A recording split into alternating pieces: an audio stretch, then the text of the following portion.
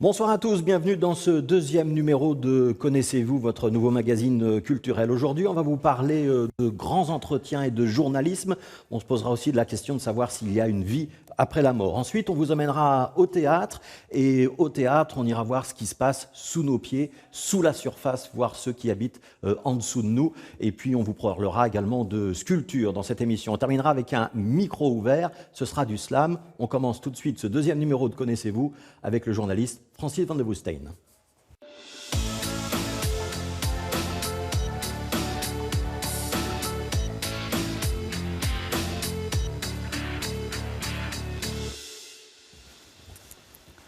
Bonjour Francis van de Woestijn. Bonjour. Bonjour. Vous avez choisi votre place sur le plateau. Vous le connaissez ce studio ? Alors oui, je suis déjà venu, je pense, 2 fois. La première fois, c'était il y a très longtemps pour parler politique. Et la deuxième fois, il y a 3 ans, c'était pour présenter avec ma femme Patricia Vergoen un livre qui s'appelle Un enfant. Le livre dont on va parler aujourd'hui, c'est un petit peu la suite de Un enfant. En tout cas, c'est la suite de votre histoire journalistique après ce livre-là notamment. Oui, c'est cela. Oui. C'est pas vraiment la suite du premier, mais disons que c'est ce que j'ai fait après Un enfant. À savoir, voilà, je ne vais pas dire que j'ai changé de métier parce que je suis toujours journaliste et je pense qu'on l'est jusqu'à son dernier souffle. Mais j'avais besoin, après la mort de mon fils Victor, de changer la manière dont je travaillais. Donc j'étais rédacteur en chef à l'époque et forcément après un tel événement, voilà, la vie n'est plus pareille encore aujourd'hui.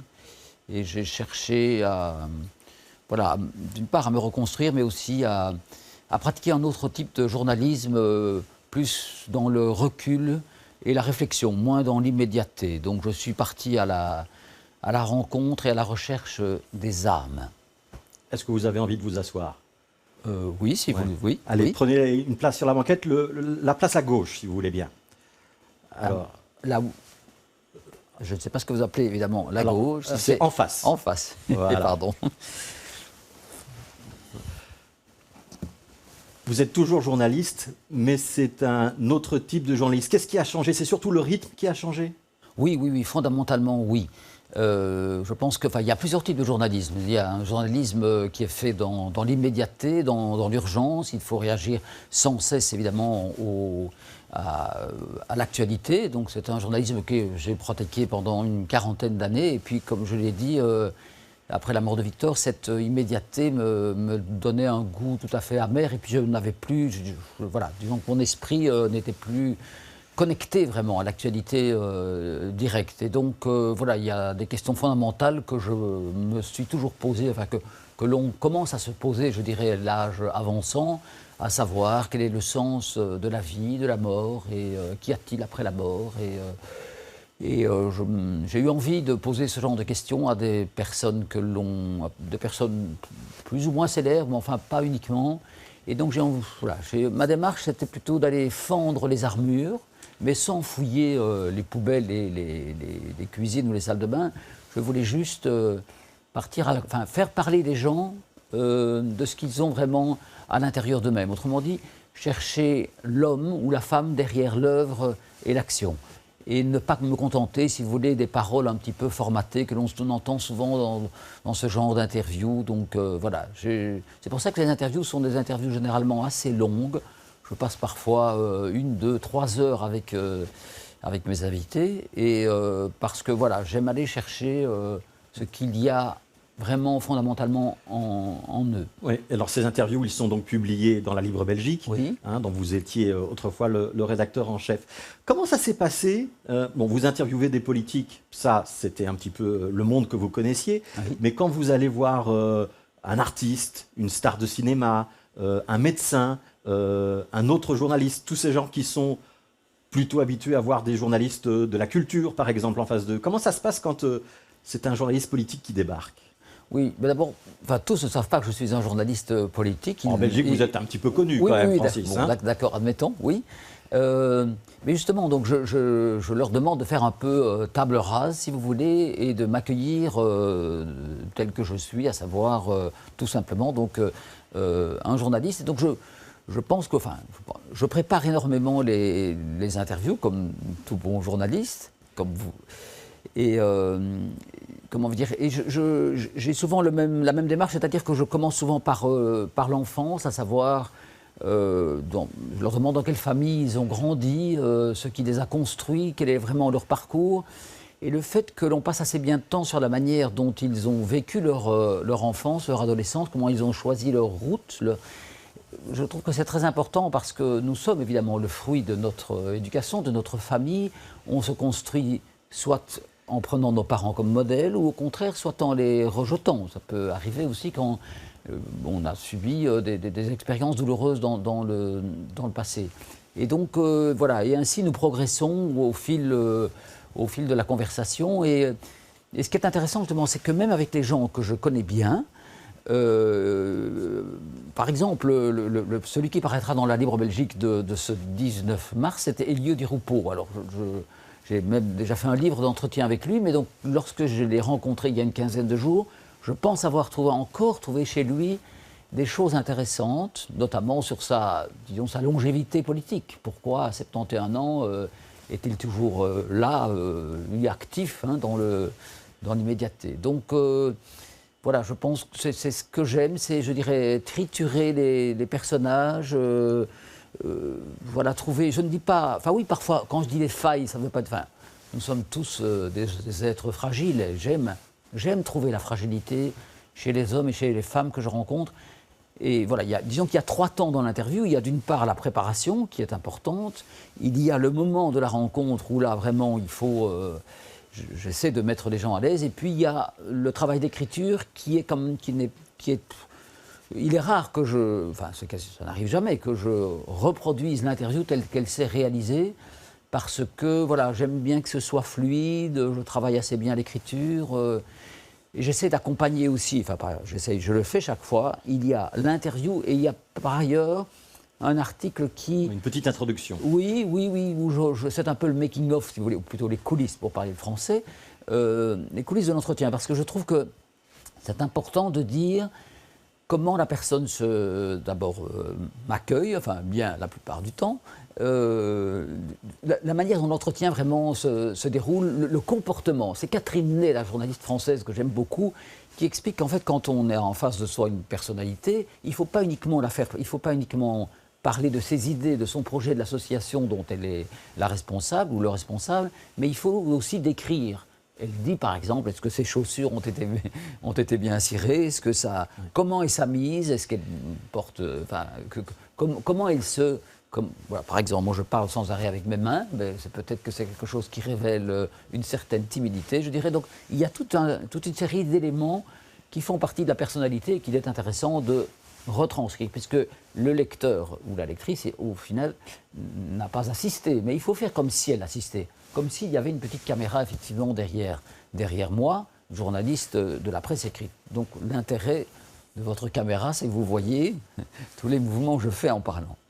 Il y a 2 livres sur la banquette. Je vous propose de prendre le premier, juste à votre gauche. Oui.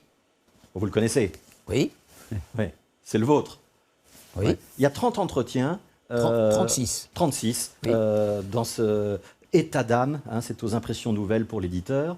Alors vous en avez déjà réalisé quoi, une centaine maintenant? 90. Enfin, globalement, 90, oui, disons. Comment vous sélectionnez ceux qui ont le droit d'être dans un livre? Première question. Et deuxième question, est-ce que c'est important d'avoir cet objet entre les mains et que ça aille plus loin que la publication semaine après semaine dans la Libre Belgique?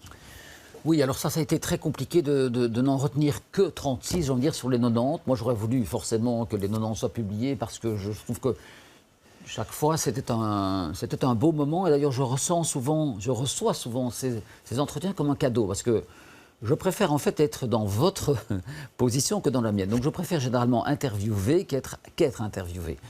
Je veux dire par là que pour se livrer comme certaines personnes le font, je trouve qu'il faut quand même une certaine forme de courage ou d'humilité. Donc, voilà, ce n'est pas facile. Tout ça pour dire que j'ai dû en sélectionner 36 et sur les 90. Donc, voilà, ce sont, je dirais, mes coups de cœur, mais il y a des coups de cœur que j'ai dû laisser tomber et j'espère qu'il y aura un numéro 2 de ces états d'âme.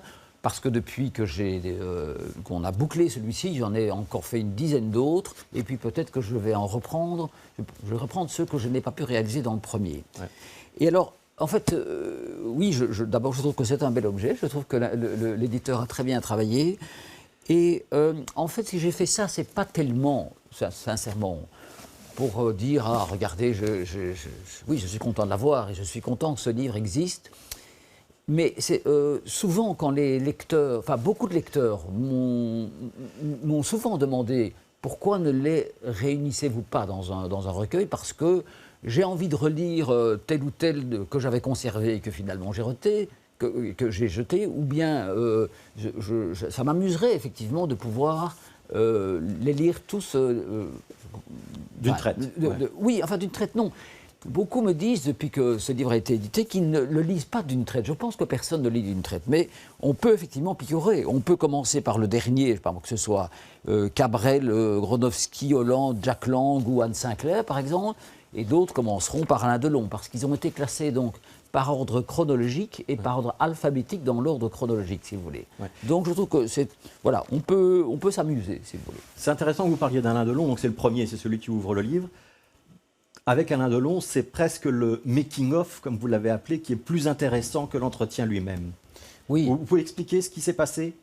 Oui, c'est une rencontre évidemment. Donc je l'ai fait assez vite, parce qu'au départ je n'avais fait que des hommes et des femmes politiques, parce que c'était ma zone de sécurité, et le hasard a voulu qu'un jour on me propose de faire l'entretien avec Alain Delon, mais on m'avait dit tu auras 10 minutes. Donc, enfin bref, finalement j'ai obtenu un peu plus, et si je dois résumer la séquence, je suis arrivé très stressé, et donc comme je vous l'ai dit, je pose des questions sur la vie et la mort. À un moment donné, je lui ai dit, qu'y a-t-il après la mort? Et il m'a répondu tout simplement, je ne sais pas, quand j'y serai, je vous le dirai. Et c'était 5 mois après la mort de Victor, et spontanément, sans vraiment réfléchir, j'ai dit à Alain Delon, eh bien, vous direz bonjour à mon fils.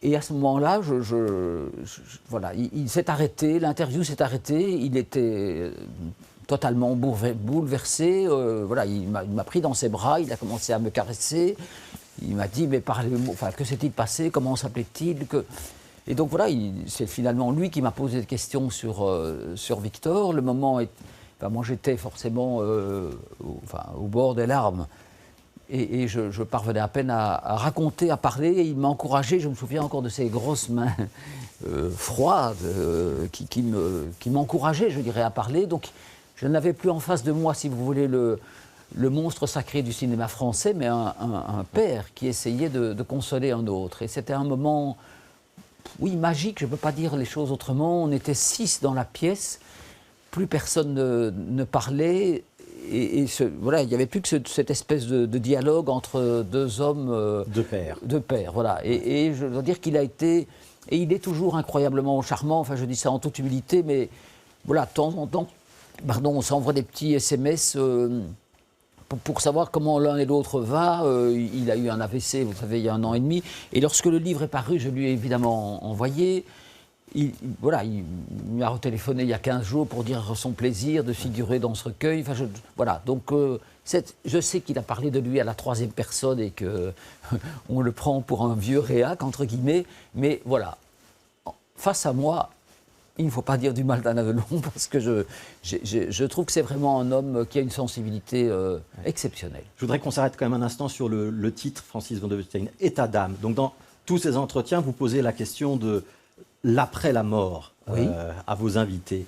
Si vous devez faire une petite topographie dans les 36 que vous publiez maintenant et les un peu plus de 90 que vous avez rencontrés, on est beaucoup à croire à une vie après la mort ou à ne pas y croire? Alors, je pense que s'il doit faire une balance, il y a quand même plutôt une majorité qui pense qu'il n'y a rien, globalement.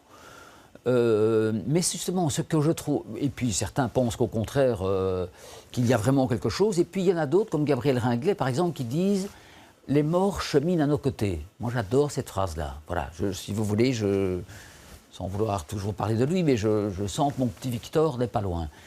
Et... fondamentalement, ce qui m'intéresse aussi, c'est de mettre en parallèle 2 types de personnes. Par exemple, quand vous mettez justement Gabriel Ringlet et Guy Archer l'un en face de l'autre, l'un est prêtre, l'autre est donc croyant, laïque, l'autre laïque. Mais qu'est-ce qu'il y a comme différence entre les deux hommes? Ce sont presque des jumeaux. Je veux dire, ils ont la même, la même volonté de répandre autour d'eux des paroles apaisantes, faites d'humanité, de générosité, de solidarité. On peut dire que c'est tarte à la crème, fleurs bleues, eau de rose, tout ce que vous voulez, mais c'est un peu le parti pris de ce bouquin. Hein. J'ai voulu vraiment essayer de montrer, je dirais, la belle face des gens que je rencontre. Donc je sais que ce ne sont pas des enquêtes à charge, c'est ça. Voilà, moi j'ai pris ce parti pris-là, montrer ce qu'il y avait de beau chez les hommes et chez les femmes que je rencontre. Mais pour répondre à votre question, donc, il y a un autre entretien qui m'a totalement bouleversé, c'est celui que j'ai eu avec Philippe Mestat, l'ancien vice-premier ministre, président du PSC, président de la ministre des BEI. Finances, et c'était un de ses derniers entretiens qu'il a eu avec vous. Oui. Et donc il m'avait dit d'abord, parce que je l'avais très vite contacté, parce que je le connaissais bien et que j'avais envie qu'il... C'est un homme que j'ai toujours beaucoup admiré. Et il m'avait dit à l'époque, écoute, non, je suis au bout de ma vie, donc je ne veux pas, je veux mourir discrètement, je ne veux pas en parler. Et en fait, c'est après avoir lu l'entretien avec Alain Delon, ému, il m'a appelé tout de suite en me disant, viens, je vais t'accorder cet entretien et je vais te dire où j'en suis.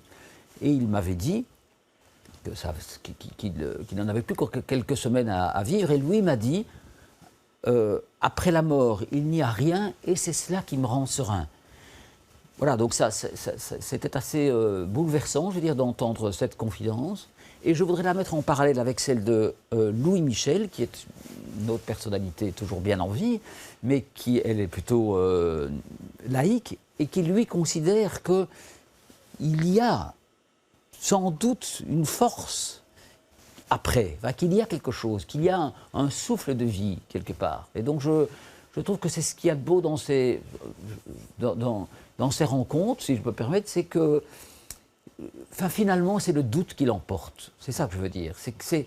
L'humilité est la trace des grands, mais c'est aussi le doute.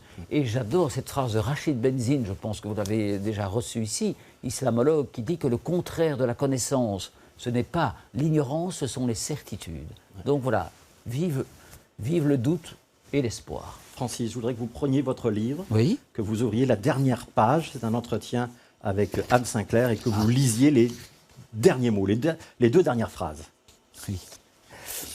Je rends grâce à la vie et au Dieu de l'amour. Il m'a sauvé la vie. Il m'a redonné confiance dans la vie et dans le soleil. C'est une belle conclusion. Merci.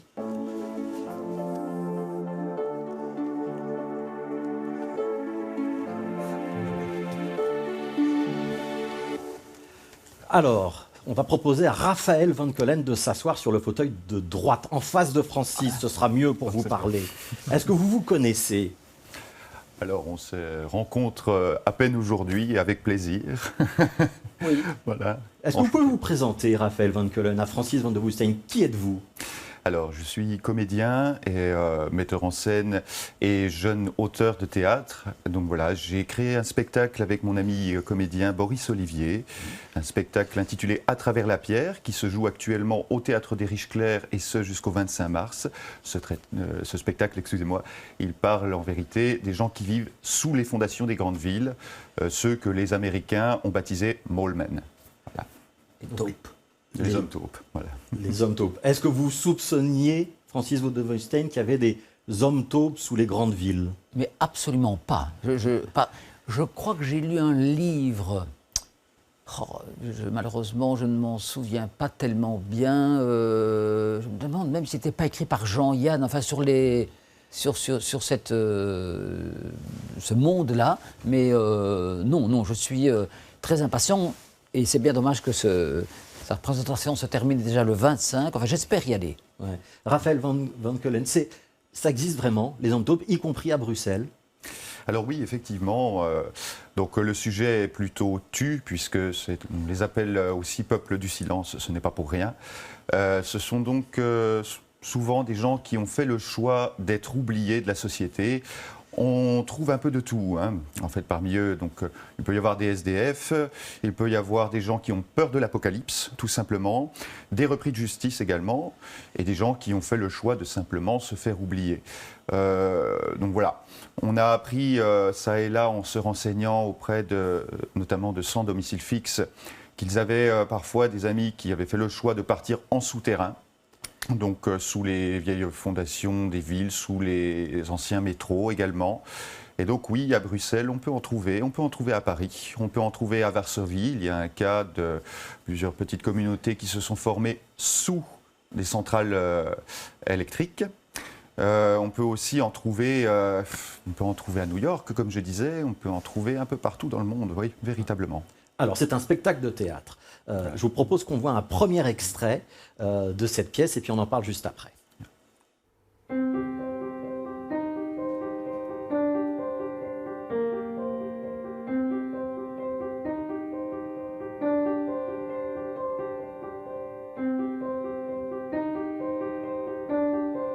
J'ai fait un rêve.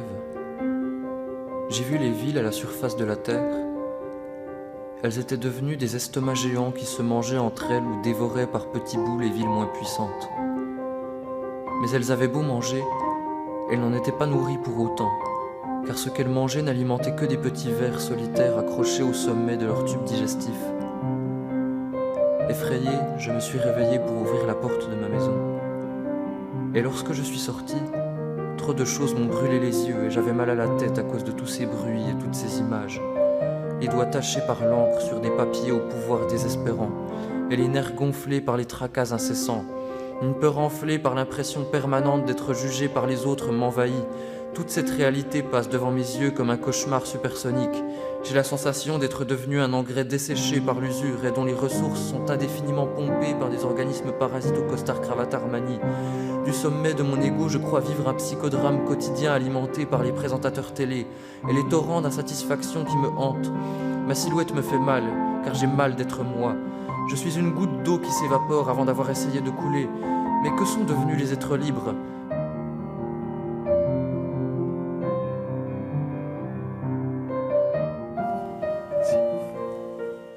Voilà, Raphaël Van Keulen, on vient de voir un monologue qui a une espèce de rêve d'un des personnages qui, dans votre pièce, n'a jamais vu la surface, comme il l'appelle. Voilà, tout à fait. C'est le monologue final du personnage muet qui est cette fois-ci interprété par la comédienne et pianiste Camille Ballet. Voilà, dans ce teaser, nous avions autrefois mon frère qui interprétait ce rôle, car mon frère, on lui doit la majeure partie des compositions, en fait, et des chants, parce qu'il y a du chant également. Et donc oui, le sujet, c'est bien de l'aborder. On a effectivement parfois des cas d'enfants qui naissent en souterrain. Voilà, oui, tout à fait. Alors, la plupart du temps, d'après ce qu'on a appris, les femmes enceintes préfèrent aller donner leur enfant à des services sociaux, parce qu'elles ne veulent pas leur faire subir cette existence souterraine. Et puis, c'est toujours sans garantie que l'enfant survive, évidemment. Le personnage muet du spectacle, qu'on appelle Môme, pour ne pas le genrer d'ailleurs, c'est aussi un choix, rêve véritablement de découvrir le monde d'au-dessus, décrié par les deux autres adultes, qui sont 3 sur scène, qui eux ont vécu la surface de manière tout à fait dramatique, voire tragique. Et c'est pour ça que le muet va rêver par moments en fait, de ce que peut être la surface en prenant des bribes de conversation des deux adultes, qui quant à eux seraient plutôt pour proscrire l'extérieur. Voilà. Voilà. Et alors ce qu'on pourrait dire aussi, voilà, je parlais du chant, le chant, les compositions musicales, voilà, tout cela appartient à une espèce de pluridisciplinarité qu'on a volontairement mis à l'intérieur de ce spectacle pour traiter le sujet de manière burlesque et décalée. Pourquoi cela ? Parce que ce sujet, si on l'avait fait de manière un peu plus naturaliste, il y avait de quoi déprimer le public. Voilà, il faut le dire, puisque ce n'est vraiment pas gai, cette survie souterraine. Est-ce que je peux poser une question ? Tout à fait. Oui. Est-ce qu'il y a des règles ? Est-ce que les communautés sont organisées ? Est-ce qu'il y a un chef ? Est-ce qu'il y a de la participation ? Enfin, je veux dire, ou est-ce que c'est vraiment le règne de chacun pour soi, de l'individualisme ? Alors, on a un peu de tout, Effectivement, il y en a qui vont vivre ça de manière tout à fait solitaire. Et ils devront toujours faire très attention à ne pas en croiser d'autres, parce que là, ça peut donner lieu à des rixes et parfois même à des meurtres. Oui. On a effectivement des communautés qui se créent, des familles, des groupes, comme on essaie de le montrer dans le spectacle avec ces 3 personnages qui sont les derniers, c'est supposé à un moment, à avoir survécu d'un groupe peut-être plus grand. Il y a effectivement une hiérarchie qui peut se créer. Il y a des coursiers parmi eux. Il y a ceux qui font la navette entre le souterrain et la surface pour ravitailler parfois. Oui, parce que mangent-ils? Comment se nourrissent-ils? Que boivent-ils? Alors, pour ce qui est de se nourrir, il y a ceux qui ont fait un choix tout à fait particulier de retourner à l'instinct primaire et se servir en tuant des rats. Et, il y a ceux qui ont amené avec eux des conserves et des vivres. Bon, ça, ce sont ceux qui ont peur de l'apocalypse, parce qu'on a de tout. Hein. Voilà, oui. Ce sont ceux qui ont peur de l'apocalypse qui y vont, des repris de justice aussi, comme je disais un peu tout à l'heure. Et il y a donc ces coursiers, donc, comme je disais, qui vont faire la navette avec la surface, aller récupérer de la nourriture qui a été jetée, aller récupérer des conserves aussi que certains SDF auront mis de côté pour eux. Et ça leur permet de s'instruire du reste du monde et de ce que devient le monde. Est-ce qu'on a le témoignage de certains qui ont quitté ce monde-là pour renaître, je dirais, à la vie normale? Donc est-ce que vous les avez déjà rencontrés? Est-ce que vous avez rencontré des Mole-Men vraiment? Alors, moi, de mon côté, pas directement. Mais mon ami Boris, lui, a rencontré des SDF, justement. Je crois que c'était vers une des gares de Paris. Qui lui avait avoué, voilà, il nous arrive d'aller en souterrain encore maintenant pour pouvoir y vivre parce que c'est un endroit où on se sent en sécurité, où nous ne sommes pas regardés, nous ne sommes pas jugés. Voilà, ça c'était peut-être le contact le plus direct que mon ami a eu avec eux. Raphaël Van Keulen, ça c'est important, c'est que c'est un choix en fait de vivre sous la surface. Il y a 2 personnages, hein. Vous en interprétez un et Boris Olivier en interprète un autre. Il y a un artiste un peu fantaisiste, très cultivé, qui a même emmené une bibliothèque, ça peut intéresser Francis. Et puis il y en a un autre dont on sent qu'il a des pulsions un petit peu plus violentes et qu'il a très peur de la surface ou de la rencontre avec la surface. Mais dans les 2 cas, ce sont des expatriations suivies, volontaires. Tout à fait, tout à fait. C'est bien que vous parliez de ces 2 personnages, parce qu'effectivement, ces 3 personnages, finalement, ne sont pas nommés. C'est-à-dire, il y a un choix d'abandonner une identité. Voilà, ils vont nommer le muet Môme, mais c'est sans plus. Oui. Et ces 2 personnages se sont affranchis de leurs identités respectives par choix pour pouvoir s'oublier, se recréer peut-être sous terre. L'un d'eux, effectivement, a reconstruit une espèce de bibliothèque de fortune avec des planches, des morceaux de palette. Il y a amené tous ses bouquins. On suppose que dans ces bouquins, finalement, il se recrée une histoire. Par ces bouquins, il se recrée une histoire. Et le personnage que moi j'interprète, qui est beaucoup plus bestial dans sa corporalité, dans son énergie, finalement, lui, est plus à ne faire qu'un avec cet univers souterrain. Et c'est celui qui sera d'ailleurs le plus violent avec le muet, quand celui-ci espérera peut-être imaginer la surface, voire même s'y aventurer. Ouais. Oui. Et on peut penser qu'avec la situation internationale que l'on connaît aujourd'hui, je veux dire, cette tendance va aller en s'accélérant, même si, enfin, s'accélérant. J'imagine que c'est quand même le nombre de ces Mole-Men se chiffre par dizaines, peut-être dans certaines grandes villes, mais est-ce que justement la peur d'une guerre nucléaire, admettons, d'un conflit mondial pourrait pousser des personnes à rejoindre cette communauté? Oui, c'est tout à fait possible. On sait qu'aux États-Unis, par exemple, il y a cette espèce de mouvance depuis quelques années qui est d'acheter des bunkers, par exemple, mais on sait aussi qu'il y en a qui préfèrent s'aventurer dans ce que je vais appeler des royaumes souterrains, où tout est finalement à recréer, tout est à repenser. C'est parfait pour l'oubli. Mais on peut également, si je puis me permettre, parler de ce qui se passe en Ukraine, avec les gens qui vont sous les bâtiments, pour éviter l'invasion, pour éviter les bombes.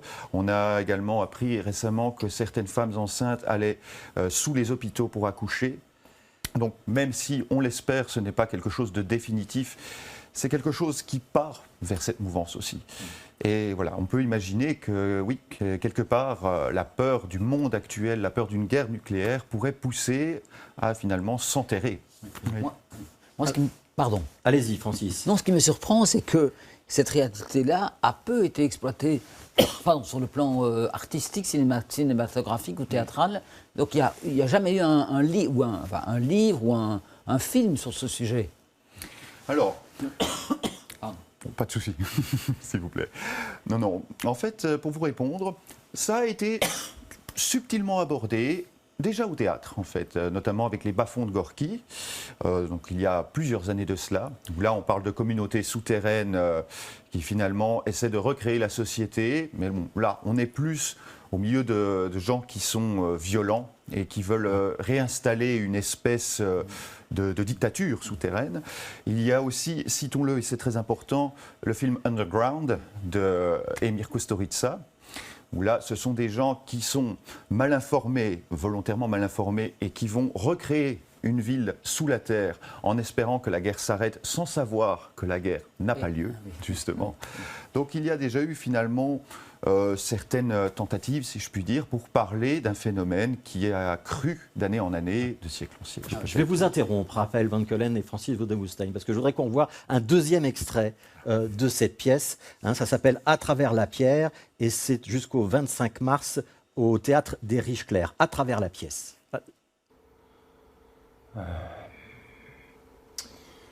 Si c'est un de ceux d'en haut, mieux vaut se tenir prêt, messieurs. Je vous le dis. Quand on a vu la surface, on ne peut que devenir cinglé.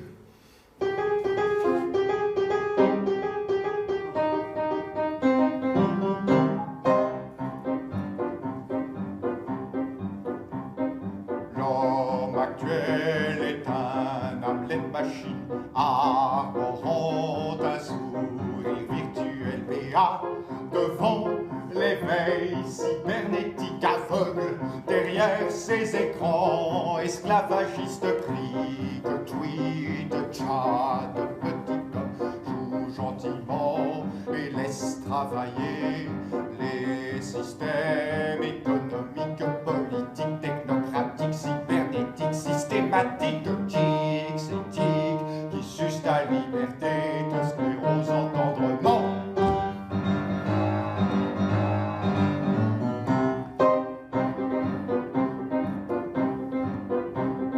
Obéis simplement, ne réfléchis pas trop, produis le plus possible, mais surtout dépense bien, car la société a besoin de ton argent pour le bien des puissants. Car les puissants aiment le progrès, et le progrès ça coûte cher. Et donc le laisser rentrer ici serait une catastrophe. Il n'y a donc qu'une chose à faire, messieurs, le prendre par surprise. Voici ce que je propose. Voilà, Raphaël Van Keulen, il y a beaucoup de choses. Bon, il y a l'aspect musique un peu burlesque dont vous parliez tout à l'heure pour soulager un petit peu l'ambiance. Il y a dans le texte la critique sociale. On oscille entre la critique sociale, le rejet du monde d'en haut, et puis des moments où un peu de folie, où on se dit que ces personnages ne sont quand même pas très équilibrés. Je voudrais juste qu'on dise un petit mot de la mise en scène et de l'écriture. D'abord, on voit qu'il y a un voile, on l'aperçoit sur ces images, qui sépare la scène du public. C'est quoi ce voile ? Alors, vous l'aviez dit, effectivement, il y a beaucoup de choses. On a cherché une espèce de choréa avec des arts tout à fait différents, que ce soit le chant, que ce soit le théâtre, que ce soit aussi la création vidéo. Donc voilà, j'y viens par rapport à ce voile, ce tulle. Il fait partie intégrante du décor. C'est-à-dire que non seulement on peut imaginer qu'il est là pour séparer le monde d'en haut, incarné involontairement par le public, et le monde d'en bas qui se joue sur scène. Et sur ce tulle, il y a la création vidéo du vidéaste Aurélien Mélior, qui fait partie de notre collectif, et qui a été travaillé véritablement pour qu'on ait une sensation d'écrasement, de voyeurisme à travers la pierre, à travers une paroi qui sépare finalement nos deux mondes. Cette création vidéo, elle est là du début jusqu'à la fin du spectacle, car la volonté était véritablement de donner à la vidéo une forme de parole constante, une vidéo qui va parfois se moduler. Il y a des passages où notamment elle va bouger pour signifier qu'on est en train d'escalader vers la surface. Des passages, et ça c'est très important de le dire, où cette roche va se transformer en autre chose parce que le muet y projette finalement certaines visions qu'il s'imagine de ce que peut être le monde d'en haut à travers ce qu'ont dit les autres personnages. Donc voilà. Je voudrais qu'on dise un mot de l'écriture, parce que c'est un très beau texte, il est très travaillé, il est très littéraire. Vous en avez conscience ? Ah bah écoutez, je vous en remercie. Alors, effectivement, on a conscientisé la volonté d'un certain lyrisme à travers ce texte, excusez-moi, parce que nous sommes tous trois de grands amateurs de poésie, de grands amateurs d'une quête vers l'ailleurs, même à travers le langage. C'était nécessaire finalement d'apporter cette poésie, parce que c'est quelque chose de parler des gens qui ont fait le choix de vivre en souterrain, c'en est une autre de parler de leurs désirs, de leurs rêves, de ce qui motive finalement leur volonté de se réimaginer sous terre. Francis van de Woestijn, est-ce qu'il vous a donné envie d'aller le voir, Oui, Raphaël Van Keulen? Oui, certainement. Certainement, j'ai encore 1000 questions à lui poser, notamment pourquoi il s'est intéressé finalement à ce monde-là. Allez, c'est la dernière question. Réponse rapide parce qu'il y a une autre invitée qui attend. Très bien. Alors, très rapidement et très concis, si je puis dire. On s'est intéressé à ce monde-là parce que notre collectif a une véritable volonté de s'intéresser aux êtres de l'ombre, aux marginaux, aux parias, mais surtout aux rêveurs en quête d'ailleurs. Et la vie en souterrain est un ailleurs qui nous paraissait peu exploité. C'était intéressant de parler des gens qui rêvent en sous-sol et en silence. Francis van de Woestijn, il y a un autre livre sur la banquette. Est-ce que vous pouvez le prendre? Oui. Vous pouvez nous lire son titre et nous dire de quoi il s'agit? Alors, donc, c'est un livre de Catherine François, et c'est un livre qui est un recueil, si j'ai bien compris, de sculptures. Ouais. Vous connaissez Catherine François ou pas? Alors, pas vraiment. Non, enfin, pas vraiment. Je viens d'apprendre en coulisses, pour tout vous dire, que voilà. Que vous connaissiez peut-être un petit peu. Que je la connaissais peut-être un petit peu. Donc vous savez quoi? Oui. On va aller plus loin. Vous allez rencontrer Catherine François. Merci.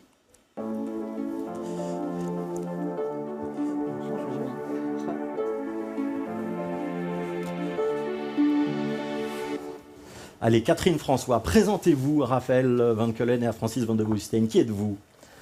Alors, je suis sculpteur depuis 30 ans, plasticienne. J'adore la nature et j'essaye d'exprimer ce que je ressens comme énergie dans la nature. Ces énergies, au fur et à mesure, ont évolué évidemment, parce que les événements, l'actualité et ma vie personnelle fluctuent aussi.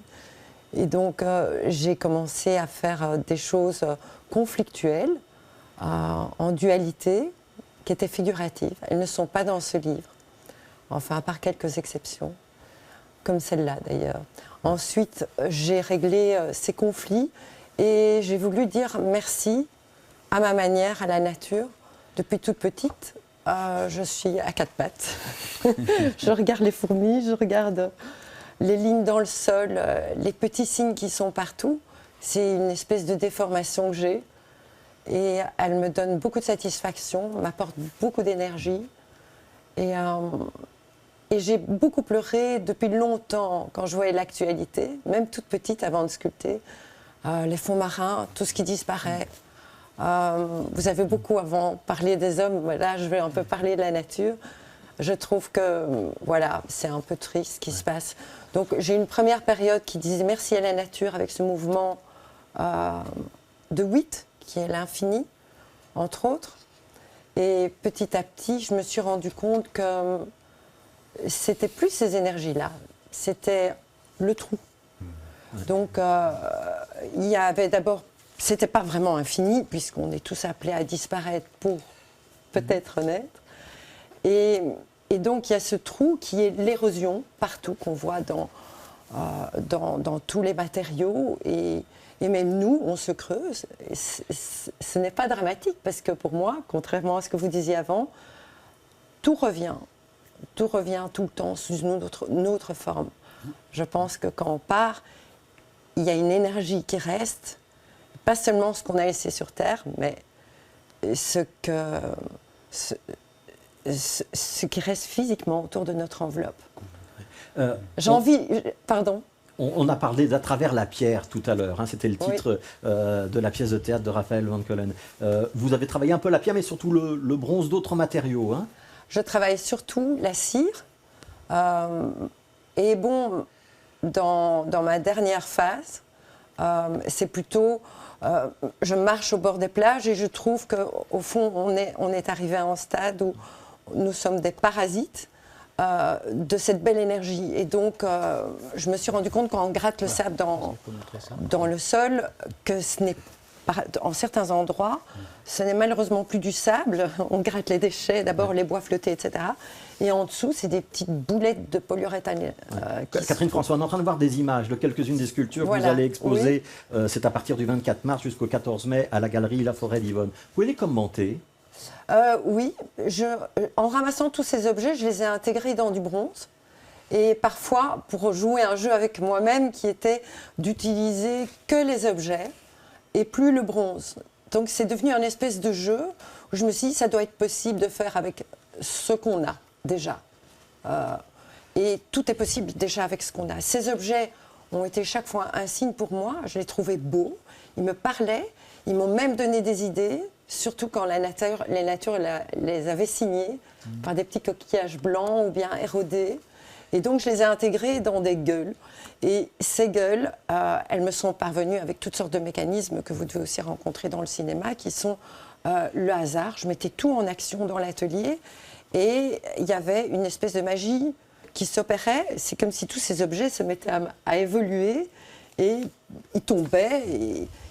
Et parfois, c'était un signe quand il tombait que c'était ça qui devait être la bouche. Et j'ai essayé d'exprimer des singularités avec ces objets. Raphaël Van Keulen, Francis Van der Woestijn, ça vous parle ce que dit Catherine François? Oui, très largement. Très largement. Je me retrouve beaucoup dans votre pensée. Par ailleurs, vous parliez de nature aussi tout à l'heure. Je suis quelqu'un de très très proche de la nature, donc tout ce que vous dites fait écho. Et c'est très intéressant puisqu'on parle également des singularités, la recherche des singularités dans votre travail. Finalement, au théâtre, on va toujours chercher aussi à traiter de singularité dans les histoires. Là, c'est le cas avec les 3 personnages qu'il y a sur scène. On sculpte les corps également. On va invoquer certaines énergies aussi en faisant appel aux éléments aussi.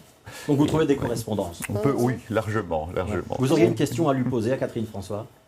Alors, la question que je pourrais vous poser directement, c'est quels ont été finalement les moteurs et inspirations qui vous ont poussé à aller vers cette dynamique-là?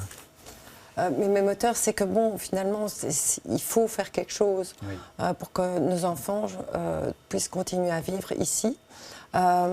On est tous dans nos problèmes de guerre, de Covid, et toujours on s'invente une autre histoire. Elles sont réelles, ce n'est pas des inventions. Mais en tout cas, aujourd'hui, on est sur Terre et elle doit nous porter. On doit pouvoir respirer et pas aller en dessous du sol. Moi, vivre en dessous du sol, je préfère mourir tout de suite personnellement, parce que c'est ça qui me donne ma force. C'est la nature, c'est vraiment elle qui me porte et qui me donne l'énergie que je mets maintenant ici. C'est essentiel pour moi d'utiliser ce qu'on a aujourd'hui, ce qui existe, et de ça dépend notre demain et celui de nos enfants. Je le pense profondément. Francis Van der Woestijn. Oui. Moi, il me semble qu'il y a toujours 2 questions, et ça rejoint un peu la conversation que l'on a ici. Donc, la question que Catherine François pose et qu'on entend beaucoup, c'est quelle terre laisserons-nous à nos enfants? Et forcément, on sait que nous l'avons souillée, on sait que les hommes et les femmes sont les plus grands prédateurs et qu'ils consomment beaucoup plus de richesses naturelles que ce que la nature veut bien en produire. Donc ça, c'est une question qui me paraît essentielle. Quelle terre laisserons-nous à nos enfants?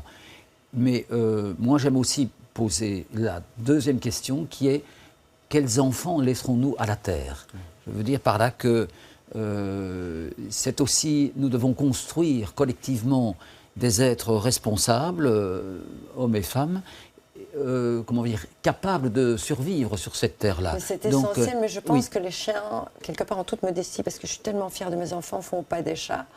Ma fille étudie le biodesign à Sint-Maarten, justement, pour produire des choses qui seront réabsorbées à la nature et qui, en plus, lui apporteront une énergie. Mon autre fille fait des crackers à base d'insectes, parce qu'on sait tous que la viande, c'est vraiment très mauvais pour l'environnement et pas excellent pour notre Oui, mais je ne voulais pas opposer les deux. Simplement, je trouve qu'il faut poser les deux questions.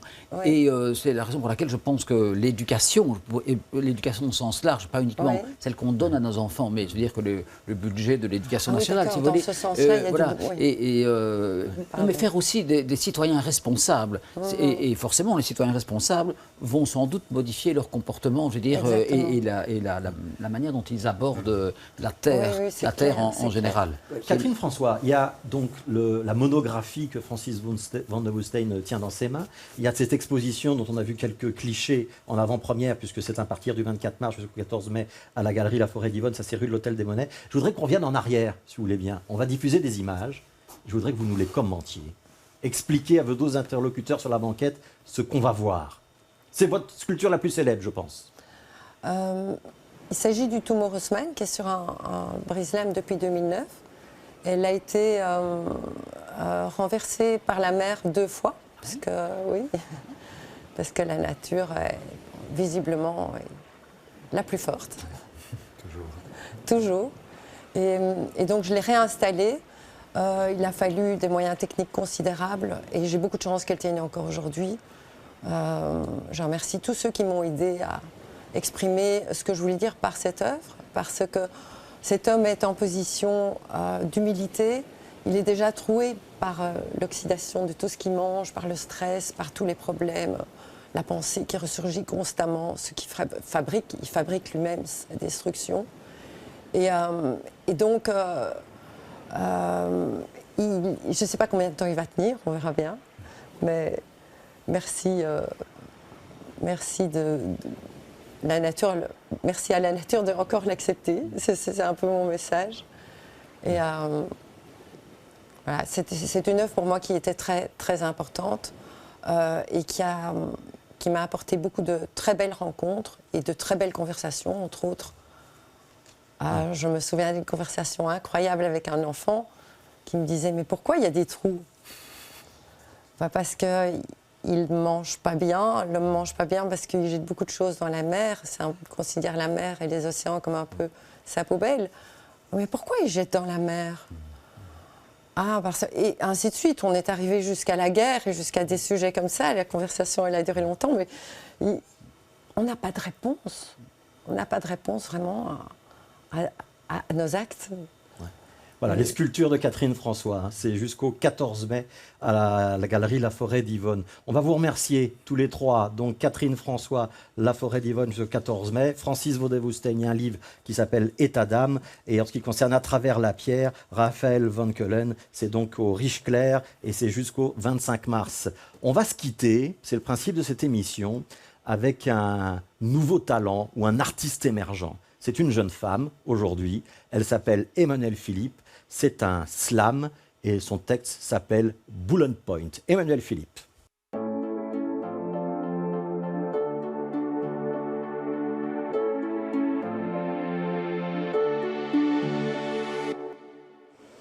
Connaissez-vous la révolution du bullet point ?